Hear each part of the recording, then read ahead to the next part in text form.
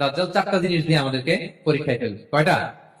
এক হচ্ছে ইমানি পরীক্ষা, দুই হচ্ছে সম্পদ দিয়ে পরীক্ষা, তিন হচ্ছে জ্ঞান দিয়ে পরীক্ষা, চার হচ্ছে ক্ষমতা দিয়ে পরীক্ষা।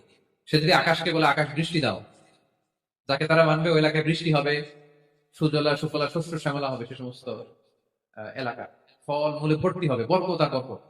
আর যে এলাকার লোকেরা, জনপদের লোকেরা তাকে মানবে না, সে বলবে ওখানে বৃষ্টি হবে না, হবেও না, ওখানে খরা, দুর্ভিক্ষ, মাটির পেটে চলছি, মানুষ না খেয়ে নিবে, মহামারী, দুর্ভিক্ষ দেখা দেবে।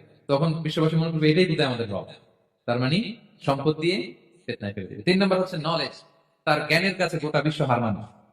পূর্বের পরে যত জ্ঞান আছে সব আল্লাহ তাকে দিবে। ইলমুল আউয়ালিন ওয়াল আখিরিন, এমন কোন প্রশ্ন নেই যেটা দিয়ে তাকে আটকানো যায়। যাই জিজ্ঞেস করবেন সব জানতা, সব বলে দেয়। ভবিষ্যৎবাণী বলে দিবে, বলবে আগামীকাল ওইখানে অমুক দেশে বোমা বিস্ফোরণ হবে, হবে ওইখানে, ওখানে দুর্ভিক্ষ হবে, হবে, ভূমিকম্প হবে, হবে। সে যা বলবে তাই হবে। তার জ্ঞানের এই বহর দেখে মানুষ ফিতনায় পড়ে যাবে। ক্ষমতা, তার ক্ষমতার